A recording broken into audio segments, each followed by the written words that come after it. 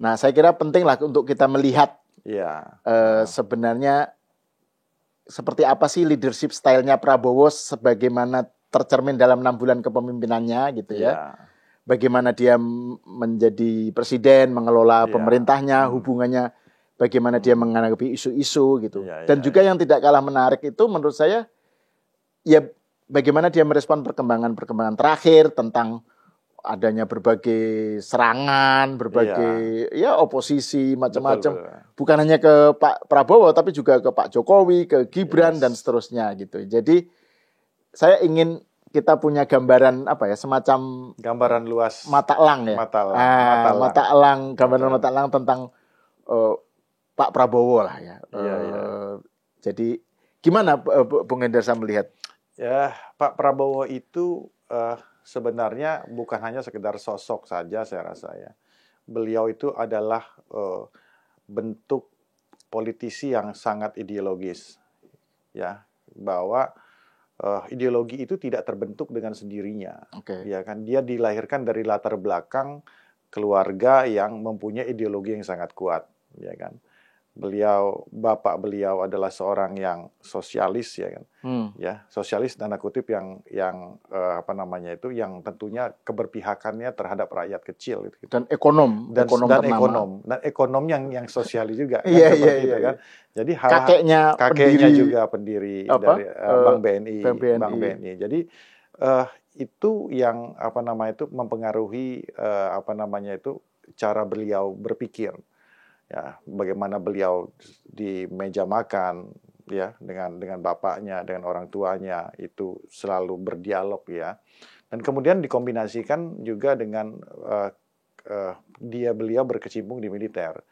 Jadi ada dua hal yang bisa kita lihat, bahwa beliau adalah seorang ideolog, tapi juga beliau menjalankan tata kelola dan cara beliau yang sangat taktis itu mengambil dari sisi militernya kan gitu kan. Jadi sebagai ideolog ini juga tadi karena faktor background keluarga yang intelektual ya, sering diskusi di keluarganya kan. Betul. Dan itu yang membentuk beliau dari cara beliau bekerja saat ini ya.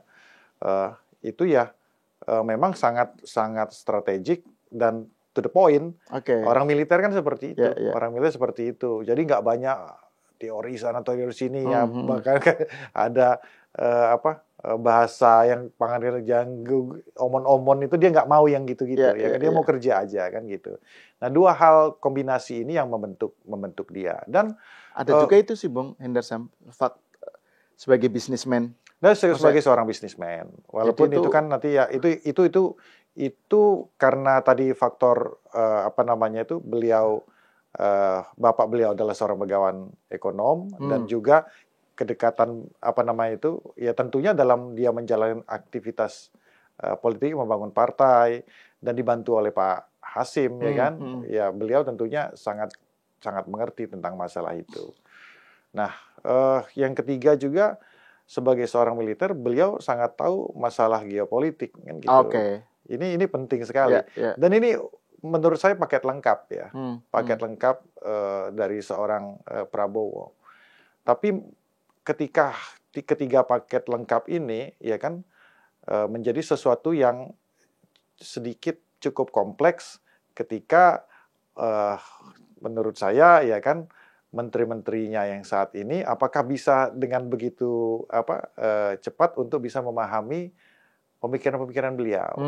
Kan gitu kan? Karena kan latar belakang dari para menteri ini kan berbeda-beda, dari dari profesional, kemudian dari partai politik yang tentunya mempunyai mazhab dan ideologi juga yang mungkin tidak sama, cara kerja juga tidak sama. Jadi ya itu hal yang wajar-wajar saja menurut saya. Tapi ya memang sebagai seorang yang sangat ideolog, beliau konsisten sekali dengan itu. Ideologi yang digariskan oleh Pak Prabowo dalam penangkapan Bung Hendarsam bisa digambarkan nggak? Jadi visinya itu seperti apa? Visinya gini, bahwa yang ideologi yang paling mendasar adalah bahwa kita itu harus berdikari di segala bidang.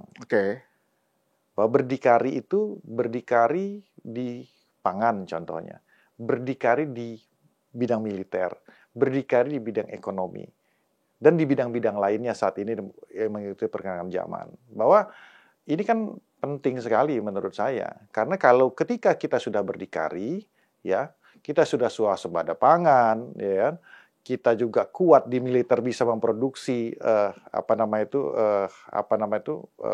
alat tempur kita sendiri, maka tentunya kita akan berdaulat. Ketika kita berdaulat, kita mempunyai bargaining. Kita muncul bargaining keluar ke ke negara-negara lain, kan seperti itu. Nah, ini yang sebenarnya konsep besar beliau, berdiri di atas kaki kita sendiri. Tidak menggantungkan kepada negara-negara lain. Itu penting sekali. Kan ini yang karena apa? Balik lagi bahwa kita punya modal itu. Kita punya sumber daya alam yang sangat mendukung hal tersebut. Nah, ini kan tidak dimiliki oleh negara-negara lain. Kita ambil contoh Singapura nggak bisa seperti itu kan. Makanya dia sangat bergantung. Vietnam juga tidak bisa karena contoh dia ekspor dia ke Amerika itu ke negara-negara itu sampai 85%. Jadi dia bisa Pak Prabowo kan dengan sumber daya kita yang ada ini, ya kita ini mempunyai potensi yang besar. Makanya kan gitu kan. Beliau selalu berkata, kita ini adalah negara yang besar. Kita ini adalah negara yang kaya. Nah, tapi how to untuk mencapai berdikari itu, sehingga oleh karena itu outputnya ada berdaulat.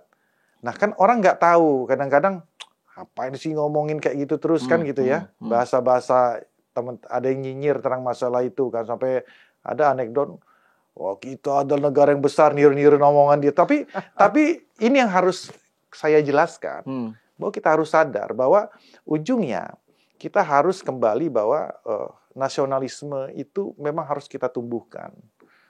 Dan itu yang ingin dia galakkan. Dan implementasinya itu kan sudah termaktub di dalam gagasan-gagasan beliau di dalam buku-bukunya. Ya kenapa di buku-bukunya itu dia sudah sampaikan di Paradoks Indonesia dan berikut yang lain bahwa tentang masalah ini nih.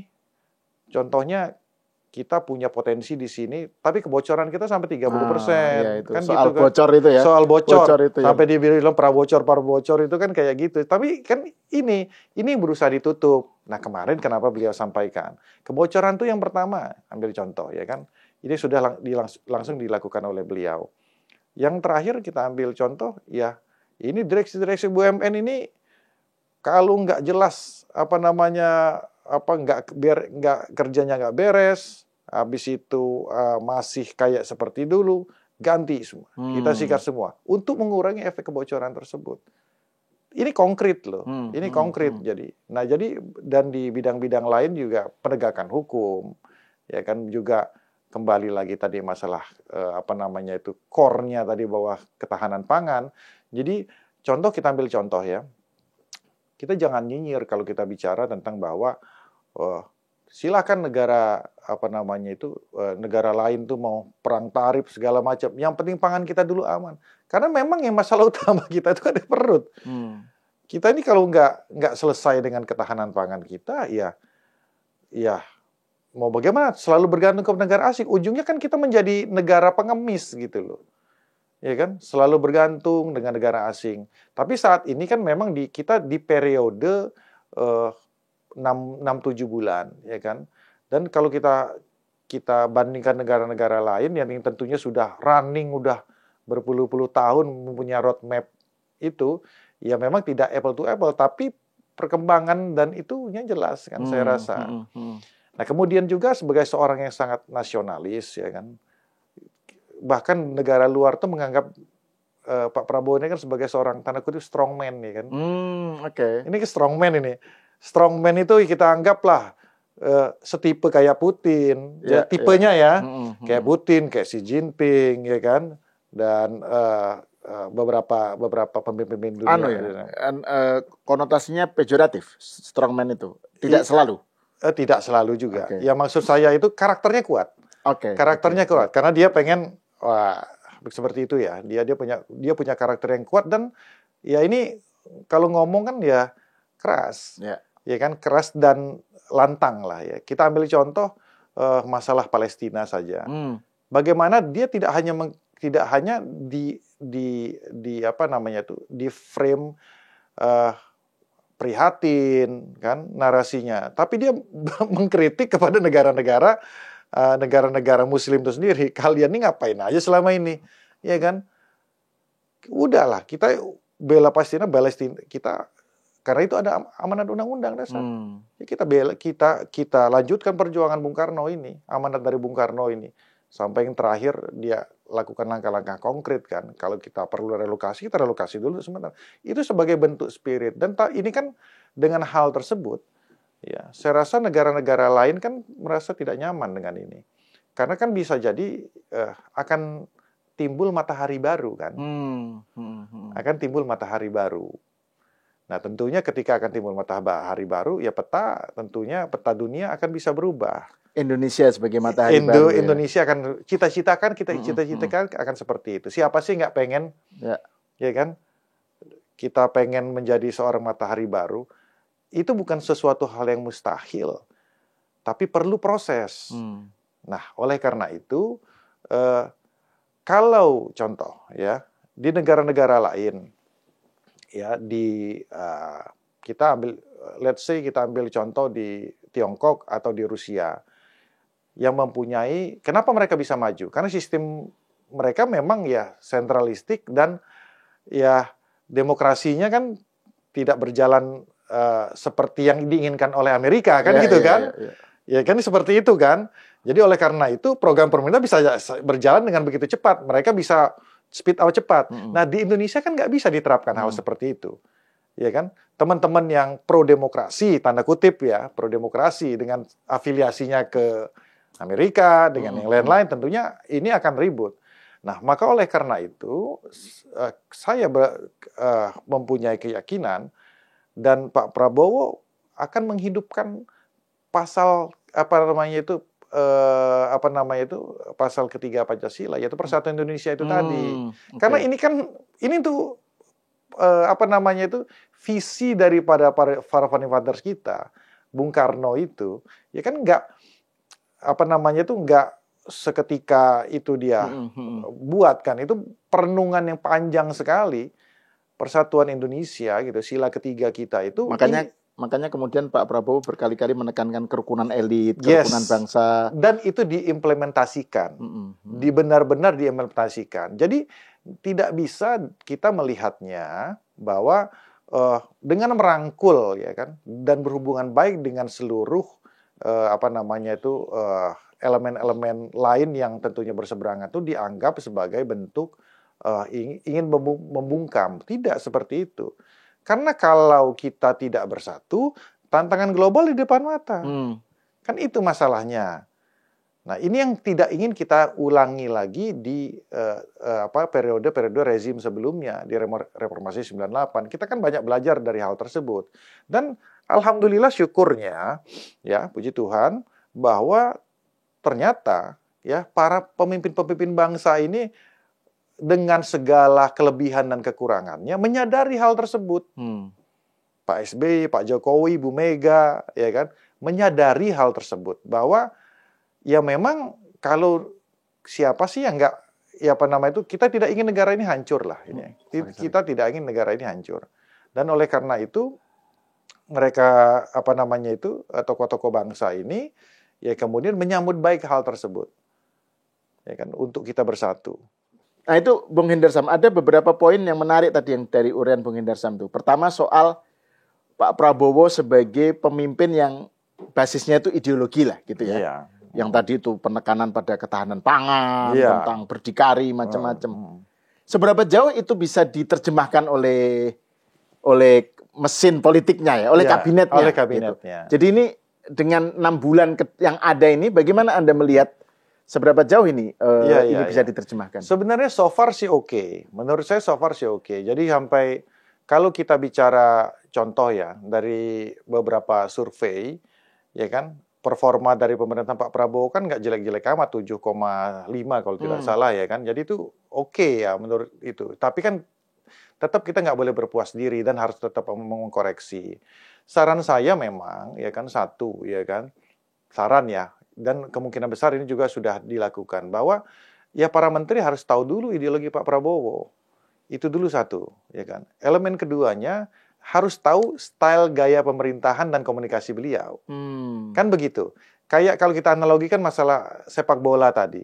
Ketika pelatih baru datang, ya kan? Ketika pelatih baru datang dengan pemain-pemain yang mungkin masih pemain lama, stok lama, kan dia harus tahu juga ini style permainannya seperti apa. Kan seperti itu. Dia harus bisa cepat beradaptasi.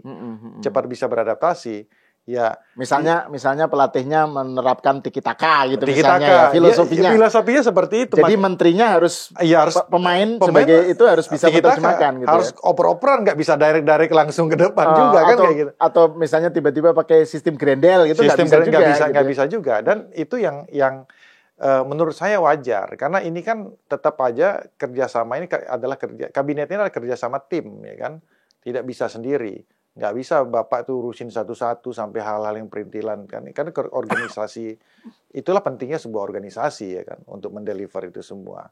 Ada Mensesnek, ada Seskap, ya kan, habis itu juga ada kontrol dari DPR yang selama ini saling bahu-membahu untuk hal tersebut. Nah, hal-hal seperti ini yang saya rasa harusnya dan tetap akan menjadi pegangan, tetap akan menjadi pegangan dari para menteri. So far sih oke, walaupun ya di beberapa hal nggak akan mungkin ada yang sempurna belum genap 7 bulan kita mau sampai sempurna. Ya contohnya kan ya mendeliver karena gini Mas Hal, konsep beliau ini kan udah penuh di berbagai sektor ya. Pangan, energi, dan lain sebagainya udah penuh. Dia jalankan tuh sekaligus ke para menteri ini.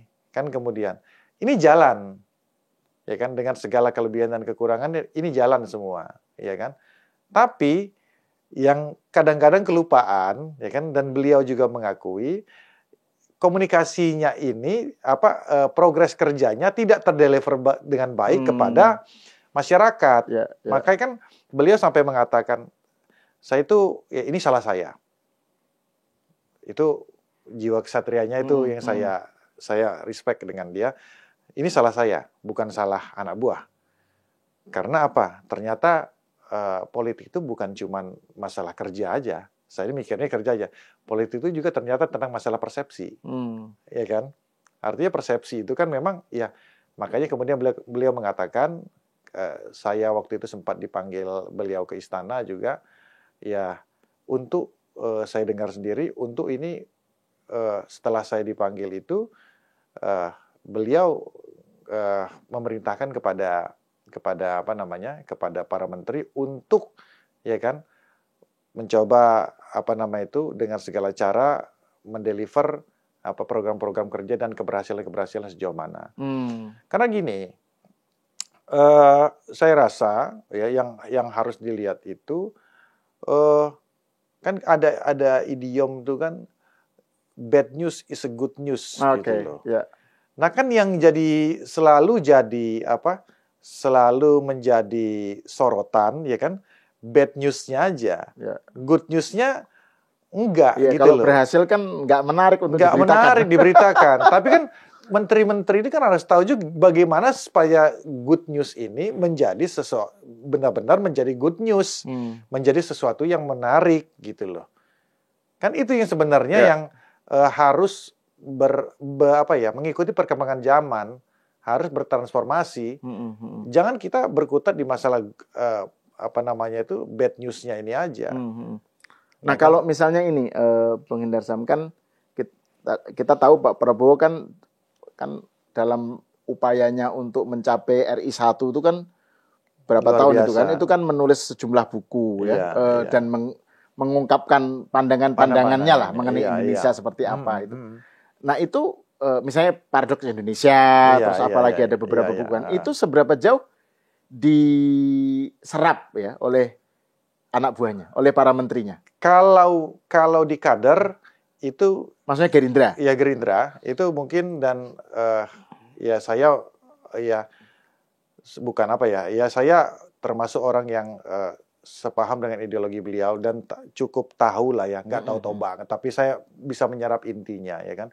Tapi itu mungkin tidak terserap juga dengan baik mungkin karena faktor waktu ya kan, perlu pemahaman lebih lanjut ya, faktor mungkin kesibukan masing-masing. Kadang-kadang kan menteri juga banyak hal ya.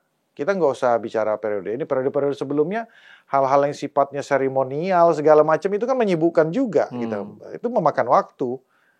Nah, oleh karena itu ya yang pasti para menteri ini harus tahu.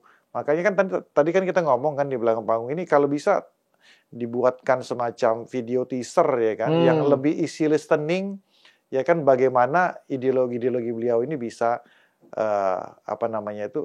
dan gagasan-gagasan ini bisa terdeliver dengan baik melalui video seperti itu. Ini kan lebih easy listening ya dibanding sekarang harus baca buku. Kalau mungkin kita yang udah cukup ini kita masih oke kan. Cuman anak-anak sekarang literasi kan sepertinya agak sedikit berkurang. Nggak sabar lah baca nggak sabar. PDF berapa ratus halaman gitu.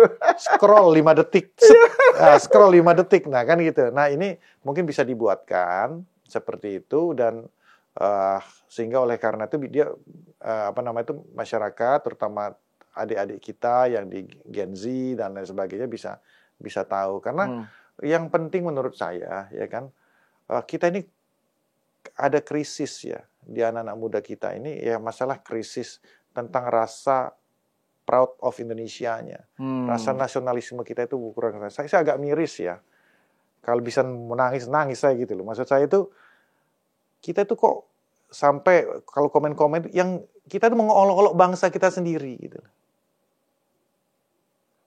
Bayangkan kalau kita zaman itu masalah zaman dulu dengan zaman sekarang, zaman periode Bung Karno tuh gimana sampai dia kita belum berdikari baru merdeka, dia sampai harus berkonsep dari sisi outfit baju aja dia konsep gitu, ya kan, pakai lambang segala bukan apa supaya kita bangga dengan Indonesia ini gitu loh.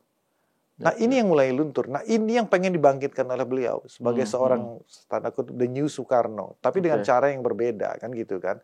Nah maksud saya ya narasi negara Konoha ya kan apa macam-macam Indonesia gelap. Jadi kok kita malah mencibir bangsa kita sendiri. Nah hal-hal gini yang tugas kita bersama bahwa ada kelebihan dan kekurangan itu hal yang wajar. Tapi nasionalisme bahwa bangga terhadap sebagai seorang orang Indonesia ini harus kita tetap jaga. Harus tetap optimis ya sampai kabur aja dulu. Ya walaupun secara konteks mungkin ada betulnya juga. Ya maksudnya punya reasoning lah ya. Orang nggak ada lapangan pekerjaan di sini tapi harus kabur saja di sana lebih enak. Tapi kemudian menjadi warga negara luar. Ya menurut saya ini ya saya sedikit miris sebagai orang yang hidup di beberapa fase dari Orde Baru ya kan sampai ke reformasi sampai ke saat ini. Tentunya ada hal-hal yang kita mulai luntur, anak-anak muda kita itu mulai luntur gitu loh. Nah terus ini Bung Hendarsam itu kan tadi saya ingin kita masuk ke konteks yang lebih luas lah soal Prabowo sebagai sosok yang tadi menurut Bung Hendarsam kan punya background scholar ya, intelektual, punya background intelektual, keluarganya gitu ya, keluarga intelektual, tradisi ilmuannya kuat gitu ya, makanya punya perhatian terhadap ideologi gitu ya, ide-ide yang begitu kuat, plus militer, plus sebagai bisnis dalam konteks geopolitik. Jadi sadar banget dengan isu geopolitik. Tahu gitu banget. Nah, tapi kan di sisi lain, Bung Hendarsam juga menyatakan bahwa posisi Pak Prabowo seperti ini dengan ide-idenya tentang ketahanan pangan dan tentang berdikari itu punya potensi dan memang ada yang berusaha untuk mendowngrade. Iya, tentunya ada berusaha untuk pokoknya nggak happy lah dengan Pak Prabowo. Dengan gebrakan-gebrakan dia. Itu bisa diuraikan nggak? Bagaimana ini dalam lanskap politik yang sekarang ini? Nah, jadi kalau kita melihat lanskap politik yang sekarang ini, satu yang pasti kalau kita ambil yang paling atas, asing pasti tidak suka. Ya kan, kalau Indonesia akan menjadi matahari baru nanti ya, cepat atau lambat ya kan. Makanya targetnya sampai 2045 itu Indonesia emas itu kan. Pasti tidak akan suka ya kan. Kemudian ini kan numpuk, Mas. Numpuknya itu satu. Yang kedua, orang-orang yang memang anti dengan Pak Prabowo dengan segala alasannya ya. Bisa jadi yang mereka belum belum puas dengan kekalahan Pilpres kemarin, ya kan. Kemudian juga ada juga ya mereka-mereka yang saya rasa saya ambil ini ya kelompok-kelompok tertentu yang memang secara ideologis memang tidak sama dengan Pak Prabowo, ya. Ya teman-teman yang ada di kampus itu nggak begitu besar ya. Yang memang tidak dari dulu nggak memang udah seperti minyak dan air dengan Pak Prabowo. Dan ini kan numpuk. Jadi mereka ya di politik kita sama-sama tahu bahwa ibaratnya itu ya kan gerakannya sama ya, bergabung menjadi satu, tapi agendanya masing-masing kan gitu kan. Ya, agendanya masing-masing ini. Nanti kalau sampai di satu tujuan bubar juga barisan ini kan dengan agendanya masing-masing kan gitu. Nah, ini yang saya lihat, yang kita cermati bahwa asing tentunya tidak suka ya kan. Dia bisa juga membiayai beberapa media-media tertentu ya kan. Nanti kita bisa jabarkan dan juga bersama-sama dengan beberapa teman-teman yang lain. Dan juga jangan lupa juga kadang-kadang kan ada glorifikasi tentang masalah reformasi 98 gitulah. Kan ini kan kita lihat kan. Kita lihat ada glorifikasi ke arah situ, pengen comeback seperti 98. Nah, ini yang coba teman-teman itu tularkan ke adik-adik kita mahasiswa. Jadi kayaknya kalau adik-adik kita itu gini ya, saya ngelihat ya. Kalau menjadi oposan itu keren gitu loh. Apalagi sampai bisa menumbangkan kekuasaan keren. Iya kan? 66, 98 kan keren gitu ya kan.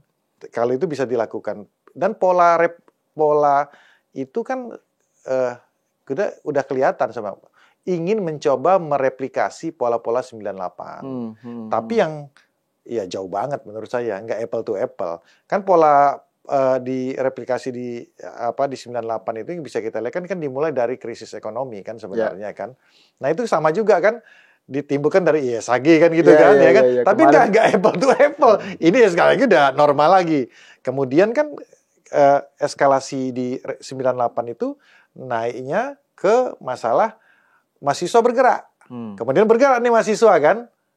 Ya, maka ada omong mahasiswa segala macam kan gitu kan. Di ini dan bersama-sama dengan teman-teman NGO ini kan. NGO ini sama-sama. Nah, kemudian ya targetnya ya ada target jangka pendek atau target kecil dan target besar. Target besarnya ya kalau siapa tahu bisa kayak 98 ini. Kan udah banyak banget itu.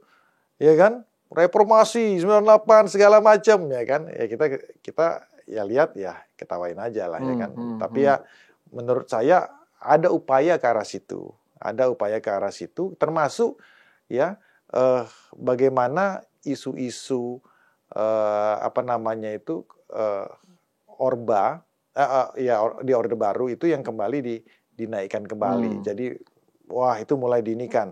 Pintu masuknya ya melalui TNI tadi kan, di revisi Undang-Undang TNI. Contohnya ini kita ambil contoh. Karena kalau kita pakai itu, teman-teman adik-adik ini kan nggak ngerti juga di revisi Undang-Undang TNI itu, ya kan? Jadi pintu masuknya ya bahwa gitu. adanya UU TNI ini menunjukkan bahwa Prabowo ini Orba gitu. Orba. Kan ada ke arah situ. Memang ke arah situ dan kan kalau kita lihat ya, kita ini ke belakang, TNI itu survei ini ya, berbagai macam survei adalah lembaga yang paling dipercaya oleh publik. Nomor 1 loh. Dari hero sekarang jadi menjadi zero. Nah, ini kan ada yang bermain kan seperti itu kan. Nah, balik lagi ke konteksnya kan. Apakah adik-adik mahasiswa itu contoh ya kan, tahu ya kan konteksnya apa, nggak ngerti juga mereka. Karena ternyata kita ambil sampling ya, kita ambil sampling tentang masalah penambahan kewenangan militer aktif ya kan. Itu saya ambil sampling aja di Badan Penanggulangan Bencana. Ya, Badan Penanggulangan Bencana dan di Jaksa Militer. Ya. Nah, dua hal ini aja itu di rezim pemerintahan Pak Jokowi sudah dilakukan, tapi nggak ada undang-undang yang untuk itu, nggak ribut-ribut tuh NGO ini santai-santai saja ketika TNI bersama-sama dengan masyarakat ketika ada bencana ngangkat kayu, ngangkat jenazah, harusnya kalau konsisten dengan itu ya kan mereka teriak dong, itu bukan tugas TNI loh, kenapa TNI turun-turun itu, nggak ada dasar hukumnya. Ini orang pakar-pakar tata negara, ngakunya pakar tata negara, tapi dia nggak protes pada saat itu. Kenapa pada saat pemerintahan Pak Prabowo ketika dia ingin ini supaya legal, ya kan, itu malah diprotes, ya kan, malah diprotes kan. Kemudian ketika ditanya, ya kan, mana undang-undang mana yang menurut Anda ini nggak sesuai, kan gitu kan? Ditanya ke teman-teman yang lain. Nggak bisa di-challenge. Ujungnya digeser. Oh, ini bukan masalah undang-undangnya, tapi masalah prosesnya, formilnya. Lah, udah beda lagi kan gitu kan. Jadi ini kan yang tidak ini ya. Maksud saya itu kan memang ujungnya ya kalau nggak suka aja gitu. Cari-cari alasan aja. Nah, gitu tapi ini Bung Hendarsam ya, kalau kita lihat ya, kan popularitas Pak Prabowo itu kan tinggi sekali ya. Prabowo Gibran itu kan sampai sekarang saya kira kalau di survei itu kan tingkat kesukaannya kan tinggi. Nah, tetapi ada terutama di medsos itu kan upaya untuk arus serangan terhadap Jokowi begitu kuat dan ke Gibran. Nah, harapannya Pak Prabowo itu berpihak pada mereka gitu loh. Nah, ternyata enggak gitu. Itu yang bikin mereka kecewa gitu. Saya pengen lihat bagaimana menurut Bung Hendarsam sebenarnya upaya untuk memecah antara Prabowo Jokowi ini dari aspek Pak Prabowo sendiri gimana itu? Ya kan kita bisa lihat dari aspek politik dan aspek hukum juga, ya kan. Bahwa Pak Prabowo Gibran ini, ya kan, secara konstitusi merupakan one package. Jadi ini nggak bisa diganggu gugat gitu loh, kecuali ya kan dilakukan impeachment kan melalui proses di DPR, kemudian ke MK dulu, baru balik lagi ke DPR untuk dieksekusi kan seperti itu. Ya, pemakzulannya itu dan alasannya juga kan harus kuat. Nah, jadi ini dari sisi konstitusi ini nggak bisa diganggu gugat sebenarnya. Maka kita harus berpegang itu. Jadi ginilah maksud saya, ketika suka tidak suka ya terhadap Mas Gibran, terhadap Pak Jokowi ya sekalipun itu ya kan, bahwa ini adalah pilihan rakyat. Ya. Dan di Islam itu ada sami'na wa ta'na. Iya kan? Jadi hargailah pemimpinmu, ya kan? Kalau mau bertanding 5 tahun lagi nanti peta mungkin bisa saja berubah kan gitu kan. Tapi ya hargailah pemimpinmu, jaga, ya kan? Dukung. Saya punya suatu pendapat, mendukung itu nggak harus apa kata pemerintah kita ikut. Mendukung itu pun ikut mengkoreksi, tapi yang konstruktif. Jangan yang kayak tadi, maksud saya kan, hal yang ditanya revisi undang-undang ini mana pasal yang kira bermasalah, ngelesnya ke masalah formal. Maksudnya ini masalah prosesnya segala macam. Sedangkan kalau masalah proses, dulu di zaman-zaman Pak SBY contohnya, DPR tuh dikritik loh. Dikritiknya soal apa? Kalian ini nggak produktif, ngapain aja selama ini? Ini ketika DPR produktif, dipermasalahkan malah. Kan ini kan jadi serba salah kan gitu ya. Tapi itu kan resiko sebagai pejabat negara memang harus seperti itu. Tinggal kita pilah-pilah ini yang mana yang waras, mana yang enggak gitu loh. Yang mana-mana yang jernih untuk memberikan masukan, mana yang tidak. Nah, tadi apa tadi masalah? Yang soal ini. Dari aspek politiknya kita melihat begini. Saya rasa yang kita lihat itu targetnya bukan ke Pak Jokowi, saya rasa. Targetnya tetap ke Pak Prabowo, cuman lantaran melalui Pak Jokowi. Karena itu udah banyak. Dulu di teman-teman pas demo kemarin itu, beberapa flyer tuh udah jelas ya kan. Adili Jokowi, ya kan, Ganyang Prabowo. Kemudian sampai ada yang mengatakan ngomong apa ya, menyamakan Pak Prabowo dengan binatang. Tapi nggak pernah kita represif ya. Sama sekali nggak ada tuh yang ditangkepin ya kan masalah itu. Ya kita balas saja dengan narasi-narasi yang positif lah ya kan. Nah itu udah indikasi bahwa memang menurut saya dengan berbagai faktor ya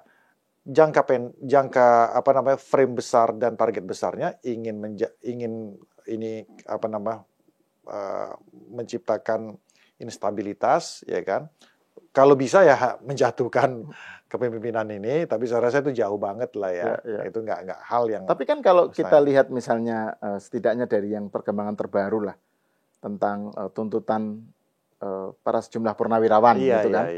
Itu kan nadanya itu kan pokoknya pengen Gibran dimakzulkan atau pokoknya diganti lah gitu. Tapi alasannya itu karena khawatir. Kan misalnya Pak Sutioso bilang kalau nanti ini kan Pak Prabowo ini kan ya siapa tahu dia semoga aja enggak ya, tapi kalau terjadi berhalangan tetap kan yang naik Gibran. Sementara Gibran menurut mereka ini kan sosok yang inkompeten lah, masih hijau, jadi arahnya bukan mendowngrade Pak Prabowo, tapi arahnya kayak gitu skenario. Menurut Bung Hendarson gimana? Saya rasa gini ya kan, bahwa setiap kekhawatiran ya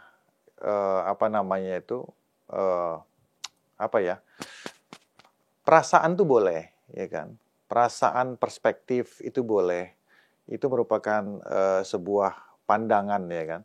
Tapi semua itu kan memang kita harus balik lagi ke realitanya. Kita ada konstitusi di situ. Nggak mungkin perasaan suka atau tidak suka saya, kekhawatiran saya, ya kan, kekhawatiran senior-senior kita, bapak-bapak kita di purnawirawan ini mendobrak konstitusi. Kan that's the problem gitu loh. Ya kan? Katanya kita harus taat sama konstitusi kan gitu. Ya kita taat sama konstitusi kan gitu. Masa mau kita pecat Mas Gibran gara-gara prasangka dan praduga seperti itu, ujungnya kan kita melanggar konstitusi. Dan selama ini kan kita dituduh Pak Prabowo dan Mas Gibran, kita ini dituduh sebagai pelanggar konstitusi. Jadi paradoks juga gitu loh ya kan. Jadi paradoks juga. Jadi hal-hal kayak gini sebenarnya. Tapi itu ya saya rasa ya riak-riak itu wajar-wajar saja bahwa perasaan ya kan, pendapat, kekhawatiran itu ya sifatnya subjektif dan tetap dihargai ya. Tetap harus dihargai, tapi frame kita tetap yang mengawal kita itu adalah konstitusi. Ya, tetap kita harus berpegangan kepada, nggak boleh keluar daripada itu, ya kan.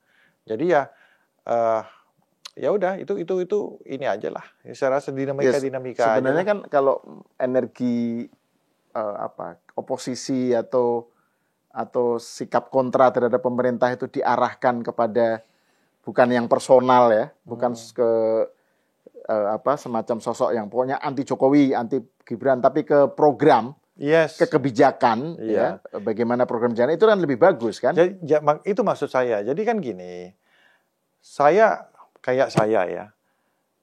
bukan ngagumin Pak Prabowo itu secara pribadinya, tapi saya punya kesamaan ideologi, kesamaan ide, kesamaan gagasan dengan beliau. Itu masalahnya. Kenapa saya sampai saat ini saya masih bersama beliau? Karena beliau konsisten. Dari 2014, 2019, bahkan dari 2000, omongan nggak pernah berubah. Gagasan beliau nggak pernah berubah. Itulah makanya saya sampai saat ini masih bersama dengan beliau. Jadi kita itu memang kalau sudah kita campurkan like or dislike, ya ujungnya subjektif, nggak objektif lagi gitu loh, ya kan. Jadi memang makanya kalau kalau saya di beberapa momen di di TV contoh segala macam, saya nggak ngelihat orangnya, saya ngelihat kontekstual masalahnya dulu gitu loh ya kan. Kalau masalahnya ini ya benar ya, udah saya mau bilang benar, mau gimana lagi ya kan. Konteksnya kita lihat, bukan masalah pribadinya. Kalau kita nggak suka sama orangnya semua salah, nggak suka sama Jokowi semua salah. Cuman kan ya seperti itu. Gitu. Nah tapi kan ada gini ya, kekecewa. Jadi ada orang yang memang dasarnya itu bukan kebencian ya terhadap Prabowo. Mungkin mereka, saya nggak tahu dukung atau enggak, tapi mereka yang pasti tidak anti Prabowo. Ya, tetapi kemudian melihat bagaimana program-program itu dijalankan, itu kemudian menjadi kecewa. Gitu. Misalnya makan bergizi gratis, Danantara, terus apalagi ada sejumlah program-program andalan Pak Prabowo itu yang membuat kemudian, lu kok seperti itu gitu. Nah, pertanyaannya kemudian, saya mau kembali ke soal tadi Pak Prabowo sebagai pemimpin yang punya ideologi lah ya. Terus konsisten, pengen supaya Indonesia besar dan lain-lain gitu. Nah, seberapa jauh kekecewaan semacam ini terhadap programnya, eksekusinya, itu kemudian diadres oleh Pak Prabowo. Ya kan gini, masalahnya satu kita bicara masalah program kan, ideologi, gagasan, kemudian program kan seperti ya. Satu, ketika rakyat dia secara hukum sudah mengamanatkan kepada beliau, maka beliau selaku presiden mempunyai hak prerogatif untuk menentukan program-programnya. Ini harus tahu dulu semua orang. Udah diamanatkan kepada Prabowo, ya kan? Silakan Pak Prabowo selaku presiden terpilih, jalankan amanat rakyat, program gagasannya apa, jalankan. Toh selama ini juga kan di kampanye ide program MBG itu memang sudah dicanangkan oleh dia. Nah, itu kan udah pada tahu dan beliau langsung eksekusi. Jadi kan ini kan sesuatu hal yang konsisten. Jadi kalau ada orang nggak suka dengan program MBG contohnya, kan jadi aneh. Kan kalau orang yang tidak memilih Pak Prabowo itu tadi berpegang pada samina wa ta'na, harus berdiri ya, nggak ini, karena sebagian besar 58% rakyat Indonesia itu dengan 3 calon itu sesuatu hal yang luar biasa. Menang 1 putaran itu sangat besar sekali. Jadi pegangannya itu dulu gitu loh, ya kan. Yang kedua, memang contoh kita masalah MBG. Mana ada sih program yang secara teknis itu sempurna, apalagi baru berjalan. Selalu pasti ada ketidaksempurnaan dalam menjalankan teknis, ya kan? Tapi akan terus dilakukan supervisi. Tapi, ya kan? Jangan sampai isu-isu minor ini yang selalu dijadikan komoditi gitu loh, ya kan? Oleh beberapa pihak media-media tertentu. Ini yang digoreng. Saya ambil contoh gini, ada keracunan di beberapa tempat, satu tempat lah. Keracunan, let's say berapa? Kalau nggak salah 200 sampai 2000 seperti itu, ya kan? Tapi yang 50 ribu yang nggak keracunan nggak dibilang. Yang program berjalan lancar nggak bilang, kan nggak boleh gitu juga. Makanya saya selalu disclaimer dari awal. Nasi basi pasti akan ada. Ketukar menu pasti akan ada, ya kan? Gitu. Pembayaran yang belum lancar pasti akan ada. Jangankan 7 bulan, ya kan? 3-4 tahun pasti akan ada. Tapi kita masa harus berpegang kepada hal itu terus? Ini yang nggak bagus. Dan ini yang dimanfaatkan oleh beberapa pihak ya, untuk mendowngrade pemerintahan ini. Hal-hal yang sifatnya seperti ini. Saya ambil contoh, nggak usah jauh-jauh, ya kan? Bagaimana framing ya. Contoh majalah Tempo memframing Pak Prabowo soal makan bergizi gratis ini dikelola oleh beberapa orang yang terafiliasi dengan kelompoknya. Bancaan gitu. Ya kan? Ini program ribuan orang terlibat di sini. Jangan salah. Tim sesnya Anies juga ada di situ. Rakyatnya juga ada di situ. Sekarang pertanyaan saya, apakah itu diulas juga? Mungkin akan ada cover both size. Ya, ya. Tapi cover both saja dibaca apa enggak sekarang masalahnya. Kan gitu. Yang masalah kedua, contoh yang kemarin gak usah jauh-jauh. Ya kan ketika town hall Danantara dikumpulkan seluruh direksi dan komisaris ya kan. Kemudian setelah pemaparan pers diminta untuk keluar. Ya kan? Kemudian dengan bahan yang mentah tersebut, Tempo menyatakan ini sebagai kurang lebih pembungkaman pers. Ya kan? Tidak bisa mengakses dan lain sebagainya. Ini padahal belum matang langsung dilempar. Ya kita udah main-mainan gini kita udah tahu lah, ya kan, memframing. Sedangkan kenapa? Untungnya Pak Prabowo kan ngomong, ya saya suruh keluar lah. Sekarang udah selesai. Saya mau marah-marahin direktur-direktur ini, mau saya pecah-pecatin. Kalau nggak benar saya mau peringatkan. Ya tentunya itu hal yang sifatnya internal. Coba kalau itu dibuka ke media segala macam, digoreng lagi nanti. Kan kayak gitu. Ini kan masalah internal. Nah, harusnya Tempo, contoh gitu kan, jangan keluarkan berita itu dulu. Selesaikan dulu prosesnya. Pak Prabowo ngomong apa, penjelasannya apa, baru dinikan. Kenapa ini keluar? Tapi kan enggak. Ya. Kalau yang itu kan konteksnya kesannya kayak pemerintah itu menyembunyikan informasi, pembungkaman kebebasan pers gitu kan ya. Gitu. Ini kan mainan media seperti ini soal framing ini menarik. Karena kan sekarang ini tadi kan Bung Henderson juga bilang bahwa politik pada akhirnya kan soal persepsi. Soal persepsi. Bukan hanya kerja tapi persepsi juga. Iya. Nah, persepsi ini kan juga terkait dengan framing kan. Yes. Bagaimana framing. Nah, tadi kan Bung Henderson bilang bahwa upaya mendowngrade Prabowo itu juga datang dari sejumlah kalangan asing yang merasa dirugikan atau terancam.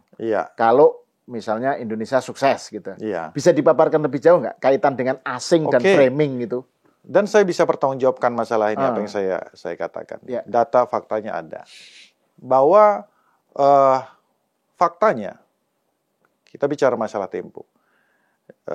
Tempo sudah mereka sendiri sudah mengatakan menerima saham 25% dari MDF yang terkonfirmasi itu adalah terafiliasi dengan Soros.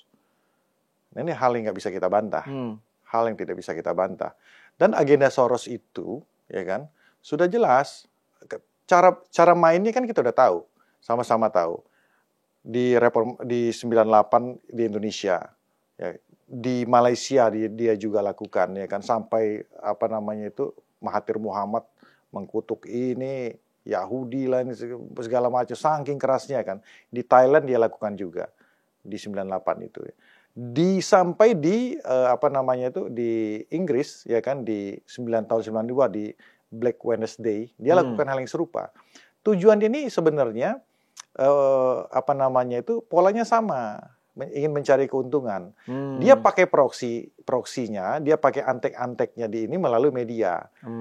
Nah, dia pakai media untuk keuntungan dia pribadi. Caranya apa? Ini saya pakai bahasa gampang aja.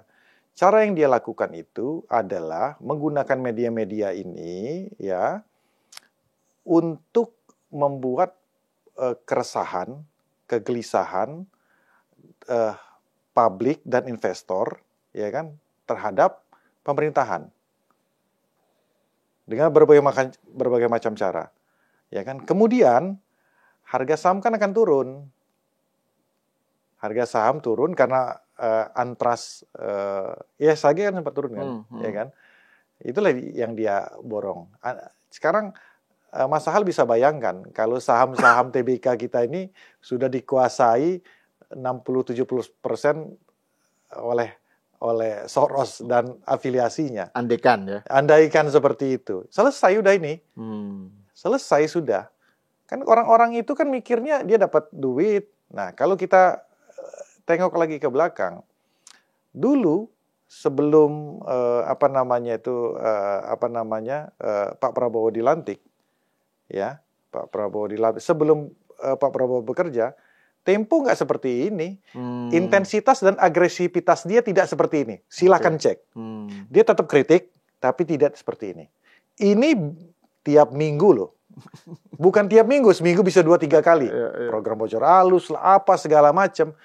Kan kita jadi kita ini ya, apa namanya itu, ya kita orang ngerti politik lah kita kan ya, aktivis-aktivis juga kan. Kok intensitasnya, oh ternyata dia terafiliasi dengan sana. Ada target tertentu, fokus. Dan kemudian ya di tahun berikutnya ya kan mereka untung. Sebelumnya rugi itu. Mereka untung. Jadi ada dua variabel ya kan, dia dapat saya patut menduga dia memang apa namanya itu ada agenda untuk itu. Kedua, dia memang ingin mencari keuntungan secara finansial dengan mengambil ceruk mereka-mereka yang tidak apa namanya itu, yang tidak suka dengan pemerintahan ini, yang anti terhadap pemerintahan. Kan orang-orang seperti itu pasti ada. Ini kan ceruk market. Ya. Tapi maksud saya ya nggak gitu-gitu amat lah. Masa kita jual instabilitas negara kita untuk sekedar money talk gitu loh, ya kan? Nasionalismemu di mana gitu loh. Nah, kalau misalnya ini sebagai mungkin sebagai apa ya, devil's advocate-nya lah ya. Iya.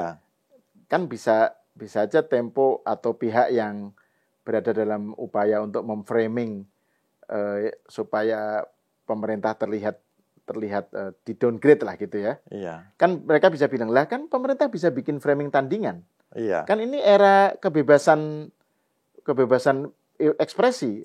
Kita bikin aja framing tandingan gitu. Nggak usah kemudian berkuar-kuar tentang asing macam-macam. Gimana menurut Anda? Iya.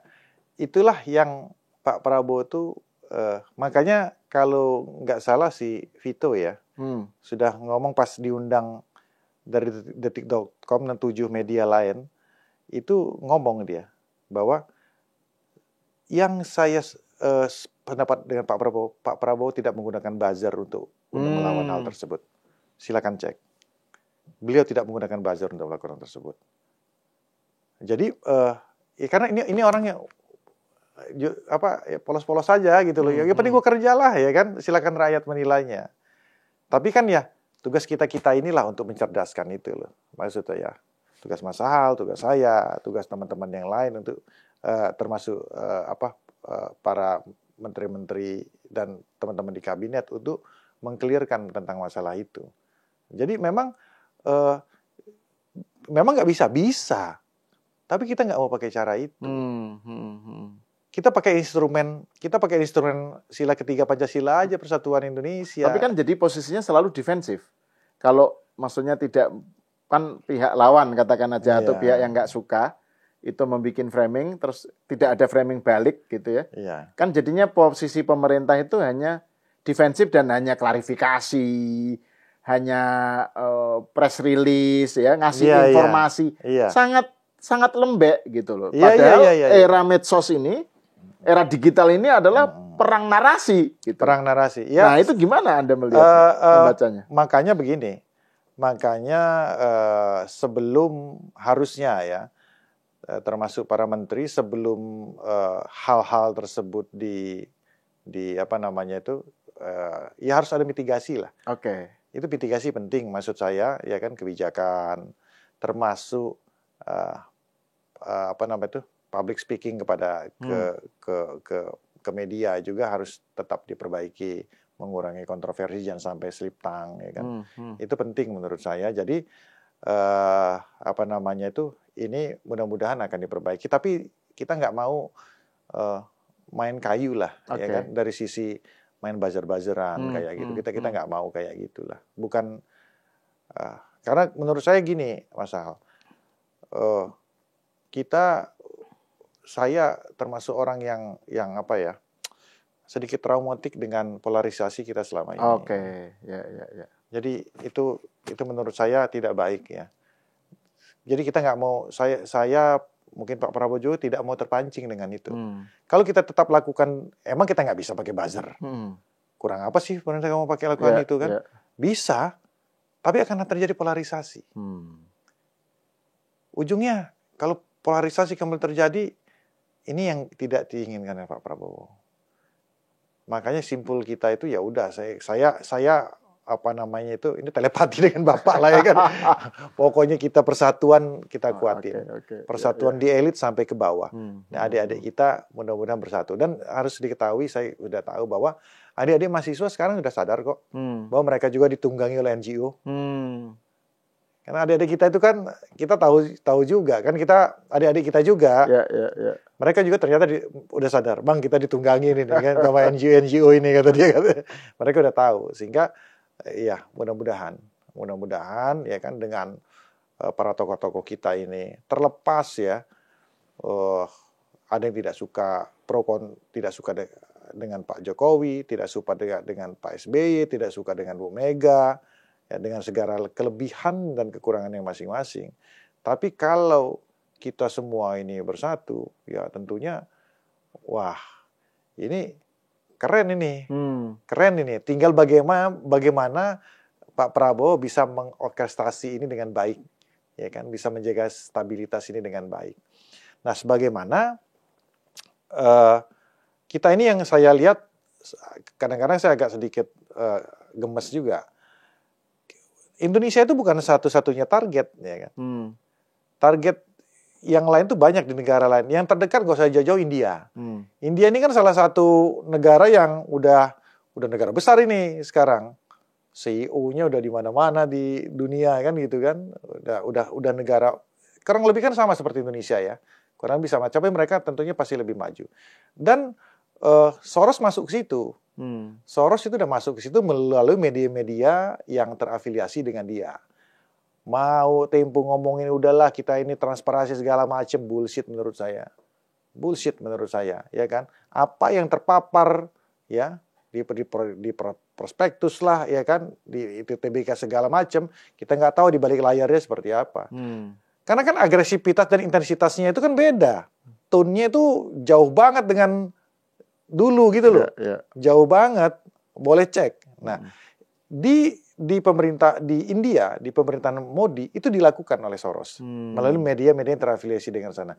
Cuma pemerintah sana langsung ngomong, mereka konferensi pers bahwa Soros di belakang ini ingin merusak demokrasi di India dengan caranya.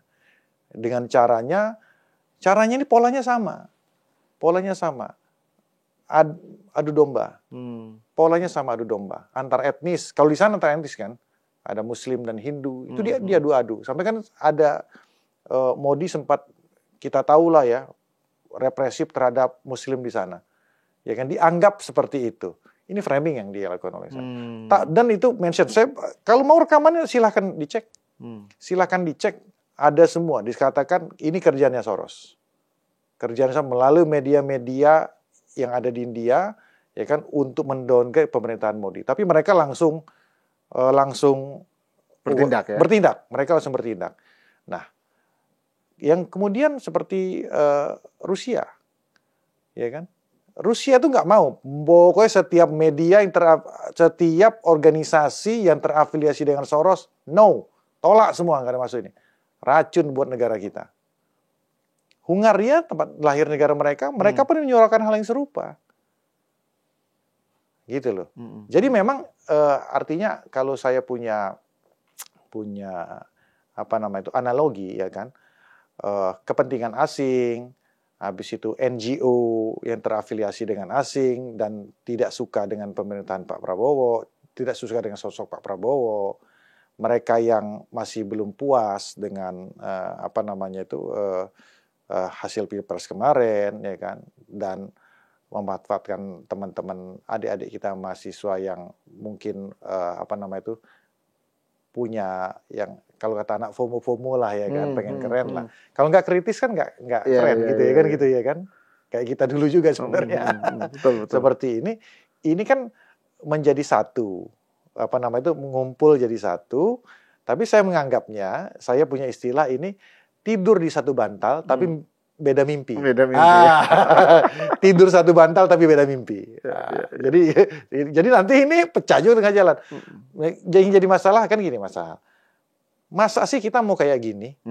Kalau negara ini amit-amit ya, kita mau kayak Syria, kita mau kayak Irak.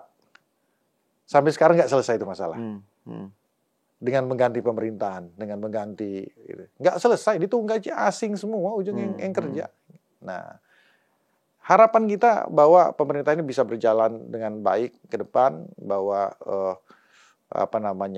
ideologi ini bisa diterapkan benar-benar dari bawah sampai ke atas desa dan rakyat-rakyat kecil ini. Ideologi yang diinikan Pak Dia Prabowo oleh Pak tadi Prabowo ya, berpihak kepada rakyat kecil. Bagaimana ya nggak usah jauh, dia punya HKTI. Itu kan benar-benar di dasar. Makanya kemarin kan Pak Said Iqbal ya kan, buruh 95% nyatakan dukung Prabowo. Karena ideologi Pak Prabowo itu ya petani, nelayan, buruh, ya kan, itu yang harus apa namanya itu, apa bahasa itu, gemuyu, harus guyu ya. Ya, harus bisa bikin rakyat ya, itu guyu, ya. gitu loh, harus tersenyum dengan tenang. Nah, itu yang ingin dia lakukan sebenarnya. Dan kalau kita itu dilakukan, itu kuat, ya kita bisa berdikari dan berdaulat, dan insya Allah kita akan menjadi negara yang besar, cepat atau lambat, kan gitulah. Oke, saya kira ini ending yang pas lah ya untuk menutup perbincangan kita yang lama ini. Yang lama ini. Dan produktif ya. Oke, terima kasih Bung Hendarsam atas obrolannya. Makasih Mas Sahal. Saya kira ini bukan kesempatan, ini akan jadi beberapa kali lagi lah kita. Mudah-mudahan. Oke. Pemirsa, sampai di sini dulu, kita berjumpa lagi di episode selanjutnya.